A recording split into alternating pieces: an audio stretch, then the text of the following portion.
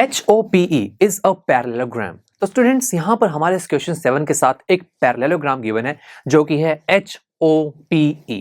ये कुछ ऐसा नहीं लग रहा, साथ में प्रोनाउंस करेंगे तो होप बन जाएगा।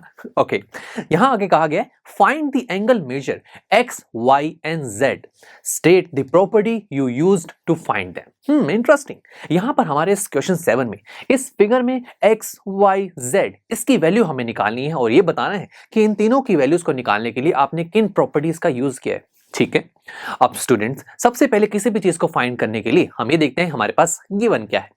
हमारे पास इस फिगर में दो एंगल्स की वैल्यू पता है, दैट इज एंगल EHP जो कि है 40 डिग्री और उसके बाद एंगल POX जो कि है 70 डिग्री। ठीक है, XYZ की वैल्यू हमें निकालनी है। तो पहले x पर फोकस करते हैं, फिर YZ निकाल लेंगे। ठीक है, x ये कैसे निकालें? ये हमारे एक पैरेललोग्राम का कंप्लीट एंगल है। तो इस एंगल के बारे में हमें क्या इंफॉर्मेशन है? देखो, पैरेललोग्राम की प्रॉपर्टीज को देखा जाए तो एंगल से रिलेटेड हाँ एक प्रॉपर्टी थी पहली कि अपोजिट एंगल्स जो होते हैं पैरेललोग्राम के वो इक्वल होते हैं। सो ये जो एंगल x है इसके जस्ट अपोजिट में ये जो एंगल है जिसकी वैल्यू मुझे नहीं पता, ये दोनों एंगल्स आपस में इक्वल होंगे। तो यानी कि अगर मैं इस अननोन एंगल की वैल्यू निकाल लूं तो जो वैल्यू ये होगी वही x होगी बिकॉज अपोजिट एंगल्स है। तो चलिए पहले इस अननोन वैल्यू पर फोकस कर लेते हैं। कैसे करें? ये एंगल जो अननोन है इसके जस्ट साथ में एक एंगल है जो कि है 70 डिग्री और ये दोनों एंगल्स HOX लाइन पर लाइक कर रहे हैं और हम जानते हैं दोस्तों कि एक लाइन पर कंप्लीट एंगल होता है 180 डिग्री का। इट मींस अगर मैं इस अननोन एंगल और इस 70 डिग्री वाले एंगल को ऐड करूंगा तो मुझे एक टोटल एंगल मिलेगा जिसका सम 180 के इक्वल होगा।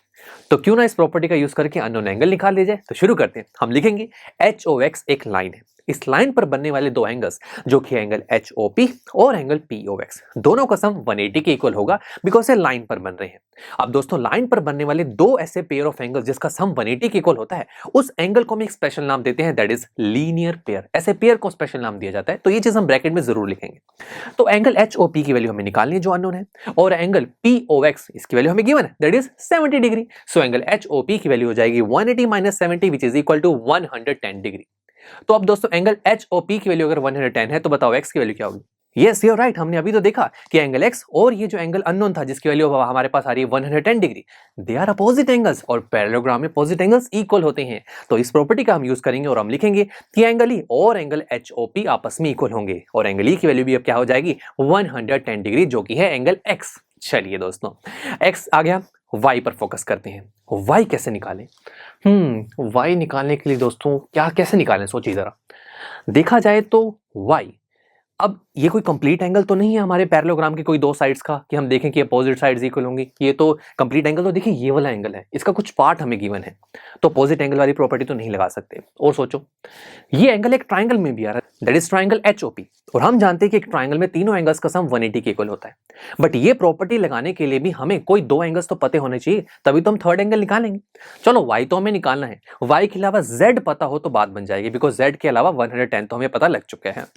तो क्यों ना पहले z निकालें, फिर वो एंगल्स हम प्रॉपर्टी लगाकर हम y निकाल सकते हैं। तो z निकाल के देखते हैं पहले कैसे निकाल सकते हैं। z देखा जाए तो ये एक कंप्लीट एंगल का पार्ट है जो कि कंप्लीट एंगल कौन सा आपको दिख रहा है? यस, ये एंगल है EHO एंगल, राइट। और इस एंगल के जस्ट साथ में एक एंगल है जो हमने अभी निकाला था 110 डिग्री। और देखा जाए दोस्तों तो ये दोनों एंगल्स में जो एक लाइन है HO वो कॉमन है, तो मैं इन दोनों एंगल्स को क्या कहूंगा? Yes, adjacent angles. और हमने पैरेललोग्राम की प्रॉपर्टीज में स्टडी किया कि पैरेललोग्राम के एडजेसेंट एंगल्स सप्लीमेंट्री होते हैं, यानी कि दोनों का सम 180 के इक्वल होता है। तो मैं लिख सकता हूं यहां पर कि एंगल EHO प्लस इसके साथ में जो एंगल है जो हमने निकाला था दैट इज एंगल HOP, दोनों का सम 180 के इक्वल होगा। अब आप सोचोगे यार ऐसा क्यों किया, हमें तो z निकालना है। तो z यहां से निकलेगा कैसे? EHO को मैं z की टर्म में कैसे लिख सकता हूं? देखो एंगल EHO ये कंप्लीट एंगल को मैं ऐसे लिख सकता हूं 40 प्लस z। यस, तो ऐसा करते z आ गया ना, तो इसको हम लिखेंगे 40 plus z plus angle HOP की वैल्यू 110 है इज इक्वल टू 180। तो ये हो जाएगा z plus 150 is equal to 180। तो z की वैल्यू हो जाएगी 180 minus 150 which is equal to 30 degree. चलो z की वैल्यू भी निकल आई। अब बताओ y कैसे निकालेंगे? यस, अभी तो बताया by using angle sum property, और ये प्रॉपर्टी लगाने के लिए मेरे को z चाहिए था तो z निकला है। तो चलो अब शुरू करते हैं। इन ट्राइंगल HOP, एक ट्राइंगल में तीनों एंगल्स का सम 180 होता है, तो तीनों एंगल्स का सम क्या 180, that is y plus z plus 110 is equal to 180 degree. तो ये हो जाएगा y plus 140 is equal to 180। तो y की वैल्यू क्या होगी 180 minus 140 which is equal to 40 degree. तो बस यही तीन एंगल्स हमें निकालने थे, that is x, y and z, that's it. चलिए मिलते हैं आपसे नेक्स्ट लेक्चर में जहां पर हम हमारी इस एक्सरसाइज का क्वेश्चन नंबर 8 सॉल्व करेंगे।